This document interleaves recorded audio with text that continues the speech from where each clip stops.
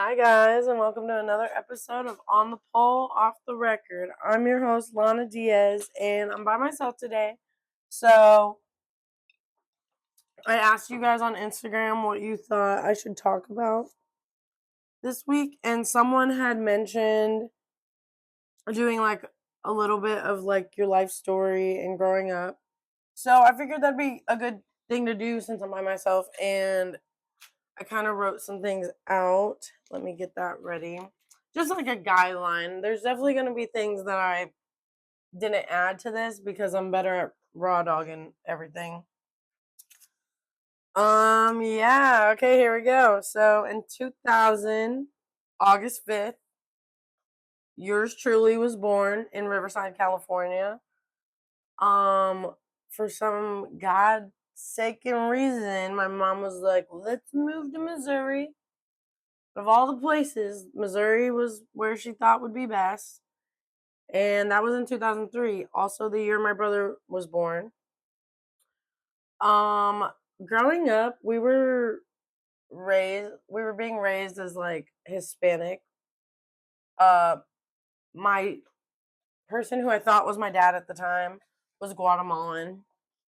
So we were very much being raised to like eat fucking eggs and beans and tacos and whatnot. But um yeah, so there was that. And then in 2005, I had a little sister born. They have the same dad, same man. So for a while, and I don't remember when this started, but their dad was like getting drunk and sexually abusing me for probably about like 2 years, along with like two other cousins. And I don't like, I kind of remember the first time it started, I was sleeping and I just remember waking up and like he was on top of me, like trying to make out with me and stuff. Nothing was inside me, but my pants were down and I kind of froze because I was like 5 or 6 at the time. I really didn't know how to react to that. And then like the cousins were doing it to me. So it was like three dudes uh sexually abusing me for till about 2006. And I thought it was normal at the time, and then one day my brother's dad, he threw like a glass table at my mom. He got drunk and picked a fight with her, and he threw a glass table at her.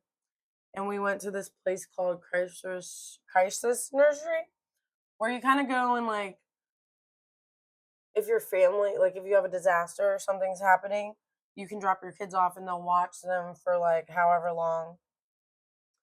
And while I was in there, I was I met this girl, and I think we were both being sexually abused because we were both very hypersexual, and like we were like bumping our you know what. And then a staff member came in and was like, what the fuck are you guys doing?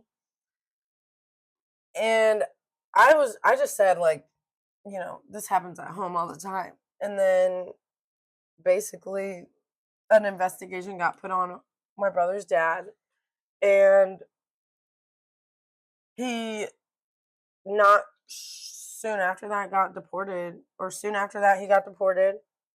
I remember we took him to the airport, like he was still in the house at that time.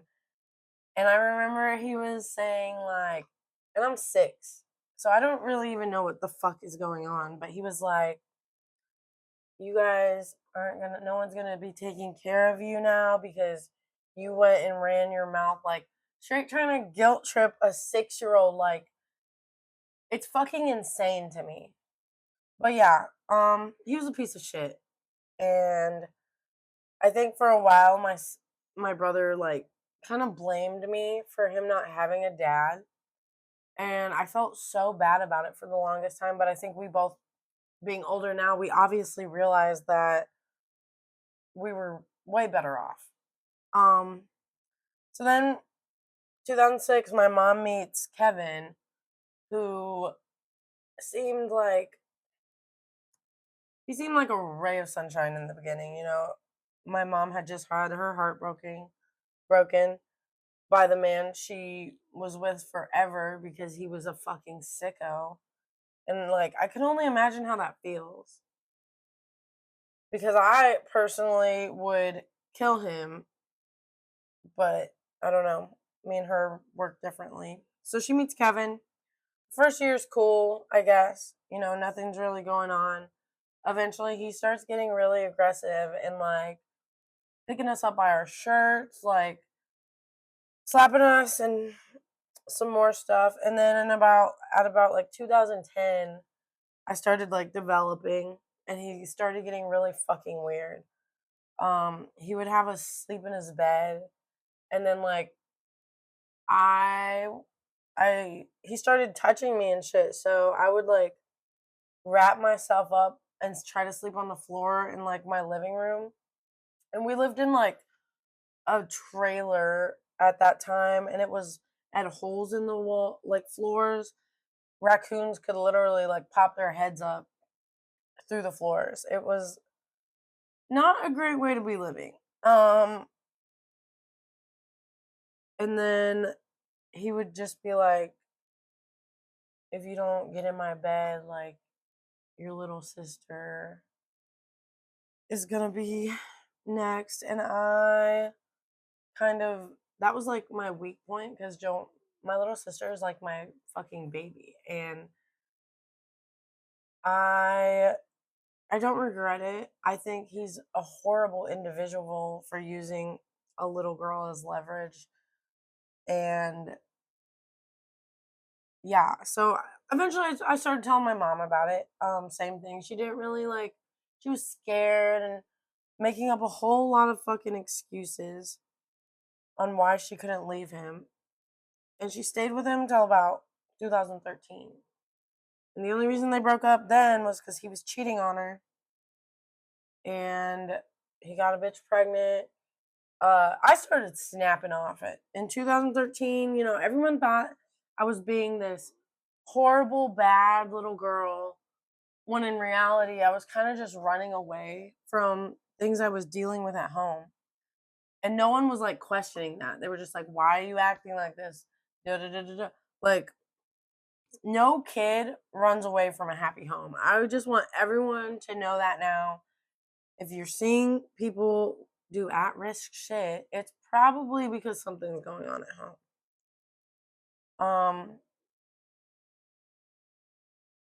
So yeah, 2013 they break up. I'm still kind of like rebelling. Like I don't give a shit if she left him. I was like already so hurt at that time that I couldn't really just I had already found a group of friends that like were my family.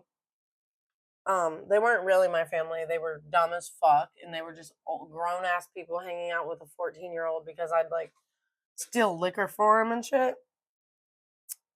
So then I got put on probation for stealing said liquor for them 17-year-olds. And she would always warn me, my probation officer, she'd be like, better get together, I'm gonna lock you up. I never believed her. So then in 2014, I get sent to rehab for weed, which is kind of crazy now because it backfired on them and me so hard. I never thought about doing anything besides weed. And then they put me in rehab with a bunch of like Molly, people do Molly, Coke, fucking Xanax, everything. And I was just like, y'all make this shit sound way funner than weed. So I got out and I became a fucking problem. Um, and that's kind of a blur from like 2014 to 2016. And then 2016, I'm like bad as fuck. They end up locking me up at a place called DYS, which is basically like a group home for bitches who don't know how to act. And it was crazy because I was only in there for like skipping school, partying and shit. And then there was girls in there for like fighting or like posting another girl's nudes online and shit. Like it was so weird. Very odd time in my life. But I was in there for like basically all of 2016. I had my sweet 16 in lockup. And that was great. So I get out. Um I'm acting good until about 2018, I start clowning out again.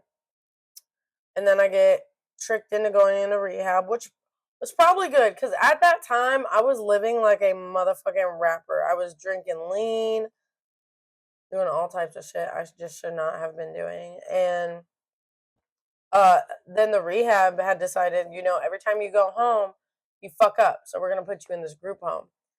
And I lived in the group home for about a year. I just couldn't take it no more. I was like, I need to be my own boss. Da da da da da. I was 18 and like they had curfews and shit, and I was not having it.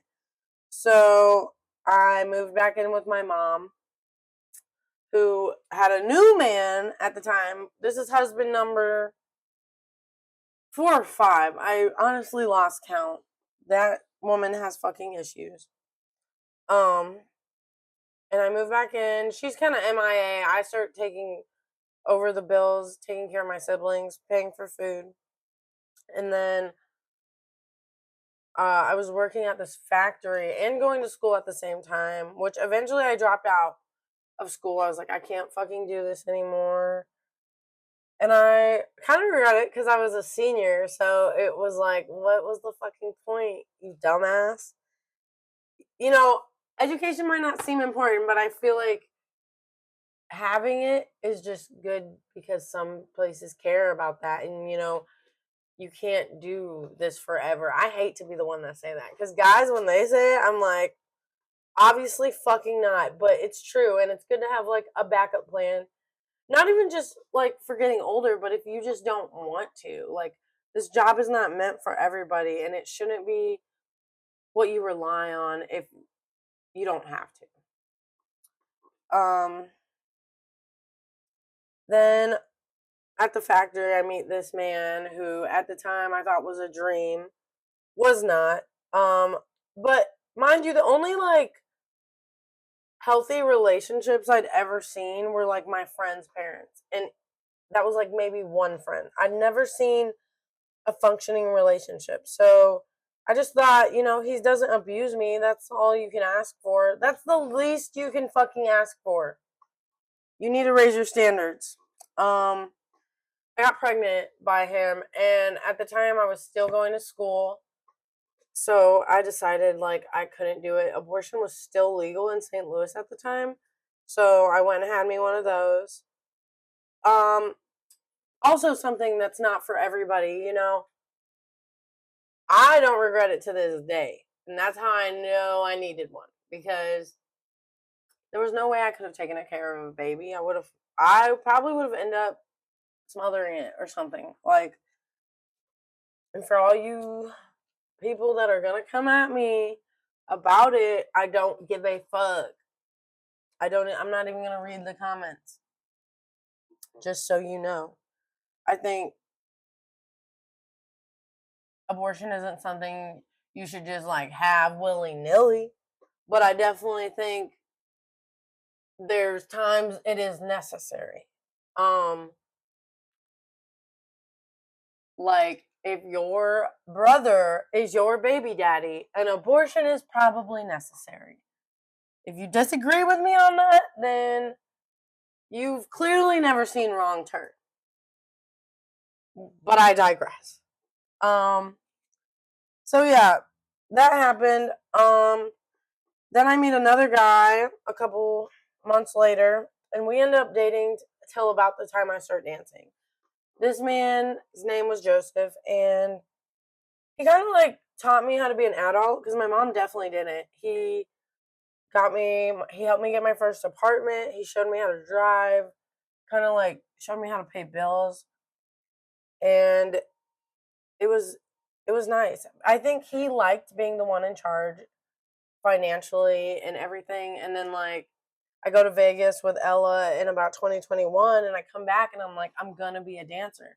Cause like he knew about OnlyFans and that was already hard for him to like process. But when I started dancing, it was a whole nother ball game. Like I remember I was eating a girl out on stage and I don't know how we found out about it. I might have just been talking about it or maybe it was on OnlyFans, but he was livid. He was like, "You're fucking cheating on me." I was like, "It doesn't count if it's with a girl." Which now I like disagree, I guess, but like I don't know. Who doesn't want to watch their girl eat another girl out? Um so yeah, I started dancing and then we started having a rough little patch, but we were together for 5 years and it was a good run and I'll always be grateful for him. I have no animosity towards him. Uh I obviously had some like sneak links and like side hoes through the years, but they're not really important. There's only like two important side hoes that I have, but I don't think I'm going to talk about them in this episode because I already have in the last episode. So then what, 2023, lots of drugs, lots of cocaine. I was kind of clowning the first 2 years of dancing. I was like, you do what you want with your money. You grew up poor. You deserve the finer things. And I've definitely given myself way finer than what I've had. Like, if y'all seen some of the places I grew up, you would be like, that is not a place fit to sleep. You'd be amazed. But yeah. And then this last year, I got kind of fucked up. You know, I partied, but I was not doing all the coke. I definitely had a problem with oxy at a little point in the year. Not a well, okay, it was a problem, but I wasn't making it a problem. Like I had like 1,000 oxys over the summer, and I did them all, but I did not go out and seek heroin afterwards. And that's why I think I'm a very high functioning addict. Because do I like to get high? Is it fun to get high? Yes, until it starts costing you shit.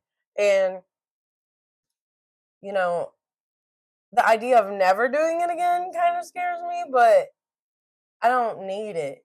And I haven't done them since summer, so I'm doing pretty good.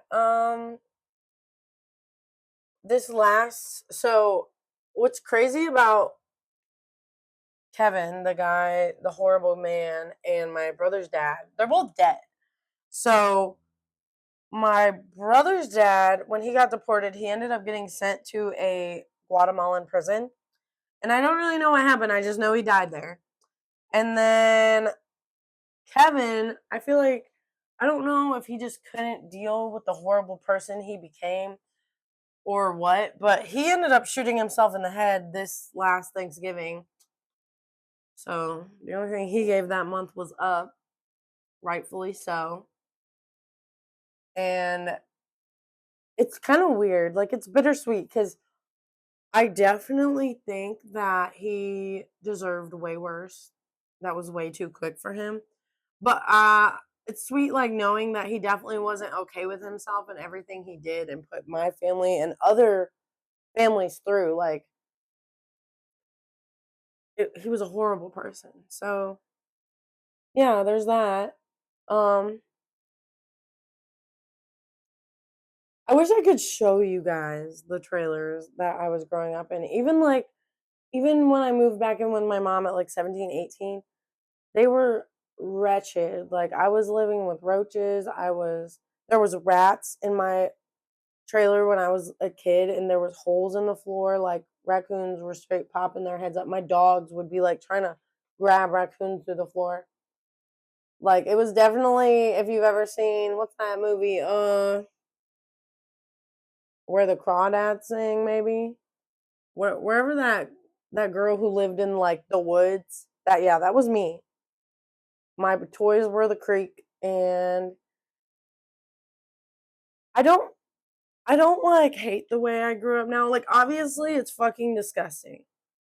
But it also made me who I am and I feel like I'm very relatable and it gave me a sense of like I would never treat anyone the way that they treated me. And I don't like getting physical. If I have to, I will, but it's not something I would ever like seek to do. I talk about whooping people's ass all the time, but that's just my mouth. It just be running, you know?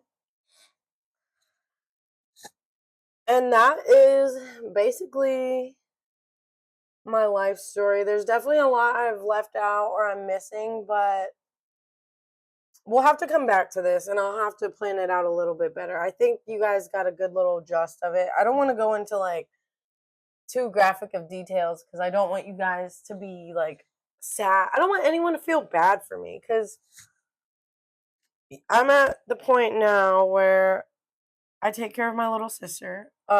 She moved in like last year because my mom kind of just was not a good mom to her either. And like the fact that I can support her while she goes to college, it feels great. Like I'm crawling so my bitch can fucking run. And there's nothing wrong with that. Like, I love dancing. I'm going to be sad when I'm too old to do it.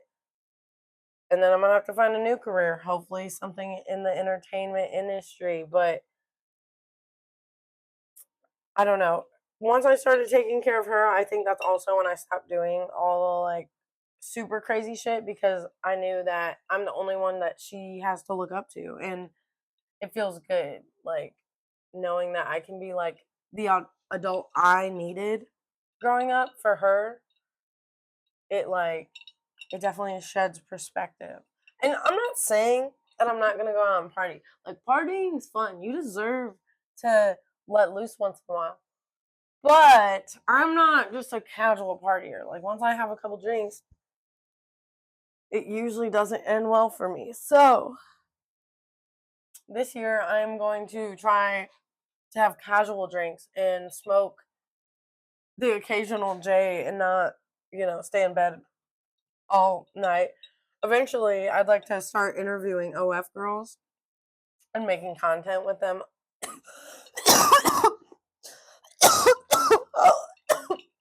on the pod. I think that's a great idea, but more to come next week.